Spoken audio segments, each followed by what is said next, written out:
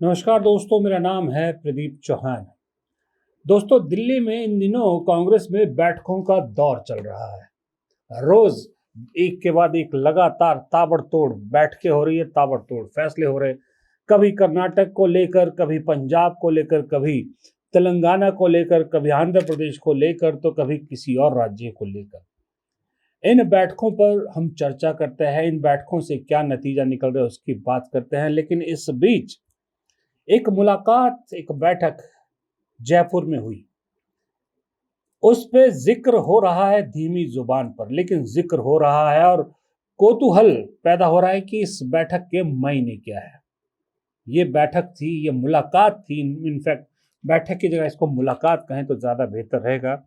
ये मुलाकात थी कर्नाटक के पूर्व मुख्यमंत्री सिद्धारमैया और राजस्थान के पूर्व मुख्यमंत्री अशोक गहलोत के बीच। हुआ यूं कि सिद्धारमैया को दिल्ली आना था, लेकिन एक टेक्निकल स्नैक की वजह से उनकी फ्लाइट जयपुर में उतर गई। और जब वो जयपुर एयरपोर्ट पर बैठे थे तो अशोक गहलोत को सुना खबर मिली, तो अशोक गहलोत सिद्धारमैया से मिलने पहुंच गए। ये तो है जो कहानी सामने सामने की है, लेकिन पर्दे के पीछे इस मुलाकात के मायने क्या हैं, ये समझना भी जरूरी है। क्योंकि जिस कश्ती पर अभी सिद्धारमैया सवार है, उस कश्ती पर कुछ साल पहले अशोक गहलोत भी सवार हो रहे थे। लेकिन अशोक गहलोत ने उस किश्ती पे पार करने की बजाय, नदियां पार करने की बजाय उतरकर अपनी ही कुर्सी संभालने को महत्व दिया। लेकिन सिद्धारमैया ने अपने महत्वाकांक्षा के ऊपर पार्टी का हित रखा और हाईकमान का फैसला मानते हुए उस नौका की सवारी कर ली। अब अशोक गहलोत जब सिद्धारमैया से मिलते हैं, उसके बाद अचानक से सोशल मीडिया पर कुछ लोग एक्टिव होते हैं और एक कैंपेन सा चलने लगता है कि अशोक गहलोत को भी, अगर जो अगले साल चुनाव होने हैं राजस्थान में, शायद 28 में होने हैं, कि कांग्रेस वहां जीतेगी, तो अशोक गहलोत को पहले 2.5 साल सिद्धारमैया की तरह मुख्यमंत्री बनाया जाना चाहिए और उसके बाद 2.5 साल सचिन पायलट को कमान देनी चाहिए। ये कुछ लोगों ने उस बैठक के तुरंत बाद एक नैरेटिव गढ़ना शुरू कर दिया। अब आप सोचिए, हंसी भी आती है कई बार कि क्या ये पॉसिबल है। पहले की कांग्रेस होती, 6-8 महीने पहले की, शायद पॉसिबल भी था। जिस तरह से पिछले कुछ दिनों से कांग्रेस दिख रही है, इस कांग्रेस में तो नामुमकिन सा है। और अशोक गहलोत और उनके लोग ये सोच भी कैसे सकते हैं।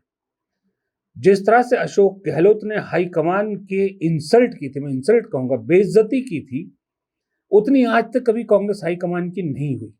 उस बेइज्जती के बाद भी क्या सचिन पायलट के ऊपर अशोक गहलोत को राहुल गांधी तरजीह दे देंगे? अशोक गहलोत की उम्र भी लगभग रिटायरमेंट की से ऊपर की है, मतलब सिद्धारमैया से थोड़े ही शायद कम होंगे वो। तो अशोक गहलोत और अशोक गहलोत के लोग अगर जिस मंशा से ये हवा बनाने की कोशिश कर रहे हैं, पहली बात तो वो अपने आप में एक हंसी की उनकी कोशिश है। लेकिन दूसरे लोग कह रहे हैं कि सिद्धारमैया से मिलना अशोक गहलोत का, क्योंकि अशोक गहलोत इतने सीजन्ड पॉलिटिशियन है, इतने शातिर पॉलिटिशियन है, कि इसको आप ऊपरी तौर पे मत देखिए या इतनी छोटी बात से मत देखिए कि वो हवा बना रहे। इसके पीछे कहानी कुछ और भी हो सकती है। सिद्धारमैया का दुख बांटने के सहारे क्या अशोक गहलोत कुछ और खेल खेलना चाह रहे हैं? क्या अशोक गहलोत, जिन्हें अब लग क्या रहा है, अशोक गहलोत जैसे बहुत से हैं, कि अब कांग्रेस में उनकी तूती का वक्त खत्म हो गया है। नई कांग्रेस, नई पौध आ गई है, नई लीडरशिप आ गई है, युवाओं को मौका मिल रहा है। अब अशोक गहलोत, कमलनाथ, दिग्विजय सिंह, सिद्धारमैया, इस तरह के जो पुराने नेता है 80-70 के दशक में जिन्होंने राजनीति शुरू किया, उनका वक्त अब जा चुका है। तो ऐसे में क्या अशोक गहलोत ऐसे गुट की मेजबानी करना चाह रहे हैं, उस गुट की एक, आप कहे, रिवाइव करना चाह रहे हैं, या उसका एक महत्व बनाए रखने की कोशिश कर रहे हैं, और इसीलिए सिद्धारमैया से कुछ इसी सिलसिले में बातचीत करने गए थे? हो सकता है अशोक गहलोत की मंशा रही हो, लेकिन अशोक गहलोत की किस्मत खराब कहिए या यूं कहिए कि इत्तेफाक कहिए कि सुरजेवाला वहां मौजूद थे। अब सुरजेवाला राहुल गांधी के खास लेफ्टिनेंट है। अब सुरजेवाला के सामने, क्योंकि सुरजेवाला उम्र में भी कम है, राहुल गांधी की नई स्कीम में फिट बैठते हैं, सुरजेवाला को बहुत जल्द इनाम मिल सकता है जिस तरह से इन्होंने कर्नाटक स्थिति को संभाला है। तो सुरजेवाला के सामने तो शायद अशोक गहलोत ने ऐसी बात करने की हिम्मत नहीं की, लेकिन एक संकेत तो सिद्धारमैया को पहुंचा ही दिया है। अब सिद्धारमैया बेंगलोर पहुंच गए हैं। अब सिद्धारमैया और अशोक गहलोत मिलके क्या फिर से एक ओल्ड गार्ड ग्रुप खड़ा करने की कोशिश करेंगे? क्या अशोक गहलोत फिर से G23 टाइप का कुछ करने की कोशिश करेंगे? लेकिन इतना तय है, मैं आज भी ये चीज तो गारंटीड से कह सकता हूं कि अगर अशोक गहलोत ऐसी कोशिश करेंगे तो इसका नाकाम होना 100% तय है। वो वक्त और था, वो वक्त कांग्रेस की कमजोरी का था, उसके बावजूद G23 ग्रुप खुद बिखर गया। अब दोबारा ऐसा ग्रुप खड़ा हो और मजबूत कोई टक्कर दे, ऐसा मुझे लगता नहीं। हालांकि चेहरे बहुत है, गहलोत, सिद्धारमैया, कमलनाथ, दिग्विजय सिंह, पी चिदम्बरम, शशि थरूर भी है, और एक लंबी सूची है, ऐसी लंबी सूची है। लेकिन उसी लंबी सूची में AK एंटनी जैसे नेता भी है, जो वो एक ग्रेसफुली पार्टी की मेन उससे रिटायरमेंट ले चुके हैं, जो जानते हैं कि अब पार्टी को नए और युवा चेहरों की जरूरत है। क्या ये लोग इन कोशिशों को रोक पाएंगे या इन कोशिशों के खिलाफ एक मुहिम चलाएंगे? रही बात राजस्थान की, राजस्थान में अशोक गहलोत या तो अपने लिए कुछ कर लें, वो हो नहीं सकता।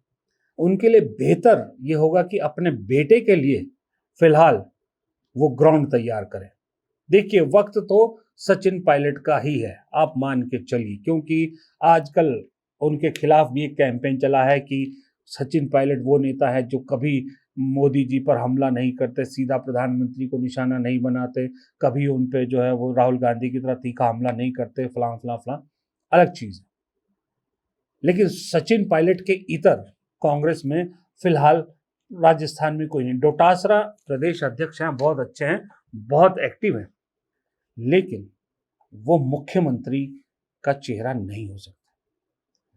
और सचिन पायलट DK शिव कुमार की तरह, बल्कि DK शिव कुमार से ज्यादा इंतजार सचिन पायलट ने किया है। अब इससे ज्यादा इंतजार तो उनके बस की बात भी नहीं।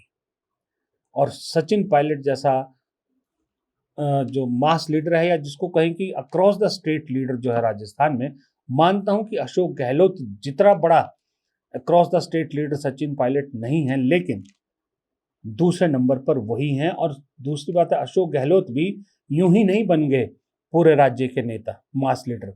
जब वो मुख्यमंत्री बने, जब उन्हें सत्ता मिली, फिर उन्होंने काम किया, तब जाके तो बने। सचिन पायलट को तभी मौका ही नहीं मिला।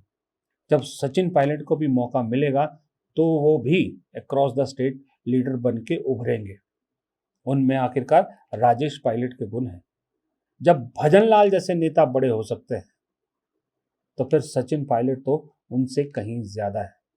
इसलिए सचिन पायलट को भी जरा अपने कान खड़े कर लेने चाहिए और अपनी टीम को सावधान कर देना चाहिए, और दिल्ली दरबार में अक्सर आते जाते रहना चाहिए। यही बेहतर होगा सचिन पायलट के लिए। फिलहाल इस शनिवार की सुबह के इस छोटे से वीडियो में इतना ही। वीडियो पसंद आए तो लाइक कीजिए, शेयर कीजिएगा, कमेंट कीजिएगा, चैनल को सब्सक्राइब कीजिएगा। नमस्कार।